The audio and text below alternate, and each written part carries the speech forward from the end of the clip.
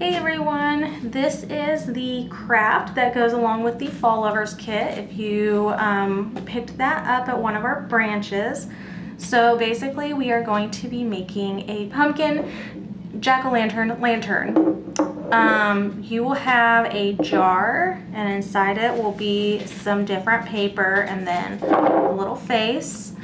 And then you will have a piece of string and you will have a green ribbon. The only thing that you will need to supply is a pair of scissors, something to paint with. I suggest one of these sponge brushes, and some Mod Podge. And you can get the brush and the Mod Podge either at Hobby Lobby, Joann Fabrics, Walmart, or if you don't want to go in store, you can get them on Amazon for very cheaply, and a whole entire container of Mod Podge will go a long time. Just to preface real quick, Mod Podge is an adhesive, so it acts like a glue, but it's also a sealant. So it will dry and give whatever project you're working on a coating of protection. So the one that I just picked up was just a dishwasher safe. Obviously we're not putting this in the dishwasher, but any type of Mod Podge, as long as it says Mod Podge on it, will work. Okay, so first of all, you're gonna wanna take your paper and you are going to either cut this up or you can rip it up.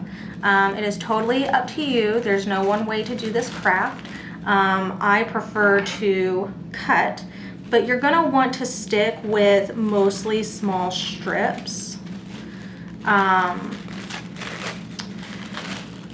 They don't have to look neat or tidy. So basically, you're just gonna make a bunch of small strips, and then you will take your Mod Podge and you will coat a very small section of your jar. I don't suggest coating the paper because this is tissue paper. Your Mod Podge is gonna seep through it and it's gonna be really messy. So you do probably wanna have like something down over the surface that you are working on to protect it. But this is gonna be a lot easier if you just coat the jar a little bit at a time with Mod Podge. So just take your time and just make a small pile of your strips or your squares, however you want to do this. So I'm not going to do the whole jar because that's going to be really time consuming. I'm just going to kind of show you the process and then my end result. And I added a little bit of crepe paper in with your kits just so that you had something to kind of differentiate and give your lantern like a fun little texture. And if you ever want to make more of these, like I've seen so many tutorials on making these for like Frankenstein, or you can do ghosts. You can always get tissue paper at Dollar Tree. You can like spend $1 and get, I don't know, I think it's like 10 or 20 sheets of it, but they have a bunch of different ones there.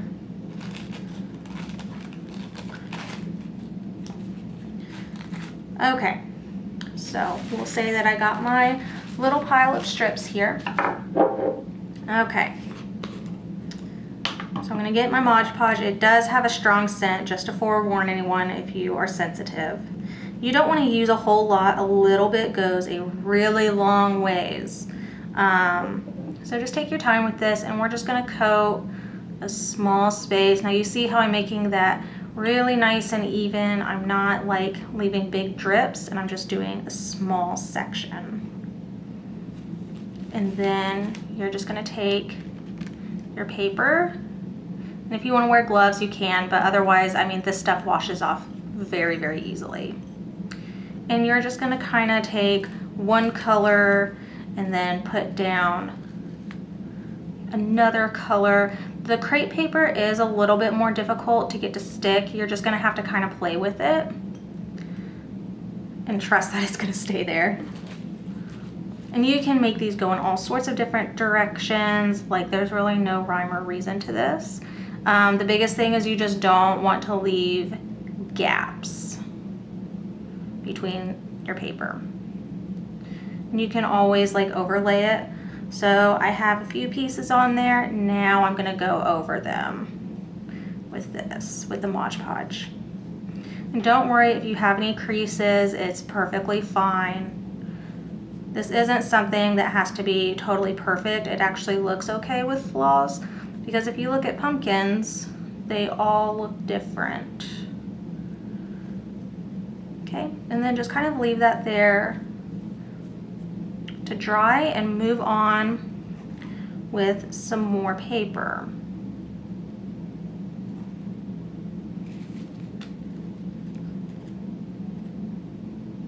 And just kind of, when you lay it down, just kind of pat it. Again, you'll have to be a little bit more firm with the crepe paper, just because it's thicker. It's just a different type of paper.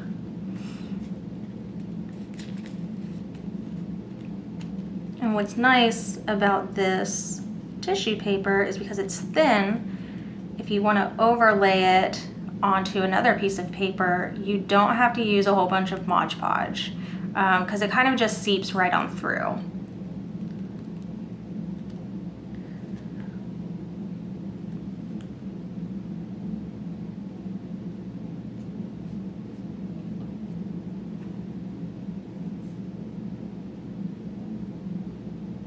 Okay, so you're just going to do that the whole entire way around.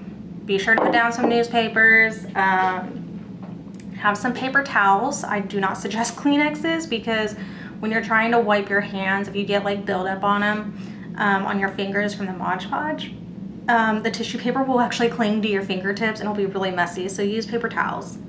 But you're just going to do that the whole entire way around, and then when it's all done, if a lot of times it'll dry, and since the Mod Podge goes through all that paper, it already has that sealant, but feel free to just go ahead and put another coat on after it's done drying. You have to wait till it's done drying, otherwise you're just going to move your paper all around and mess it up.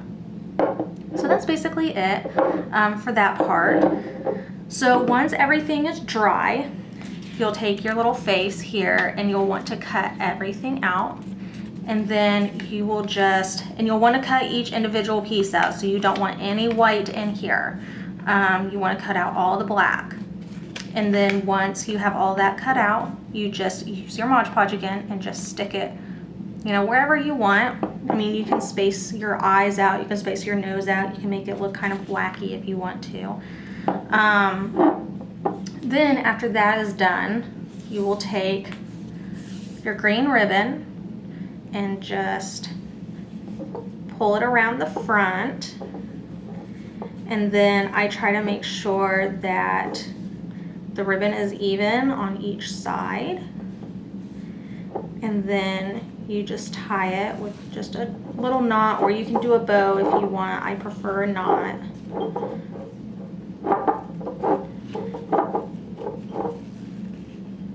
Just like that, and you can trim the ends, you can move this around, you know, whatever you want to do.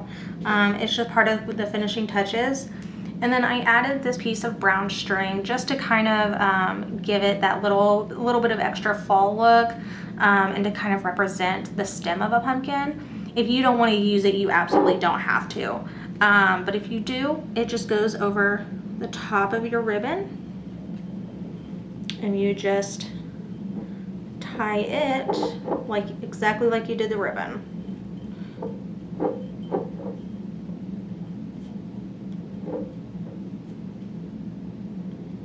And these jars did not come with any lids because you're not going to use lids for them.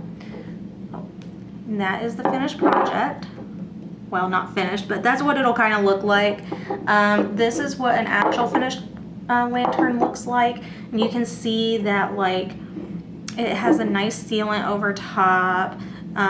You can see my little face and all the different little strips and blocks of paper. You don't have to do the bottom if you don't want to. You're not really going to see that part. But when you're finished, we're not allowed to light candles here at the library, but you would drop a tea light candle in here, which is in your kit, and then you would light it and set your lantern out. You can set it out outside if you want, or you can set it indoors. Just make sure it's safe and it's not going to get knocked over. So I hope you guys enjoy this. Please take pictures of your lanterns when they are all finished and send them to us on the library Facebook page so we can see your projects. We really like to see what you come up with these kits. I hope you guys all have a good day and you enjoy your fall lovers kits. Thanks.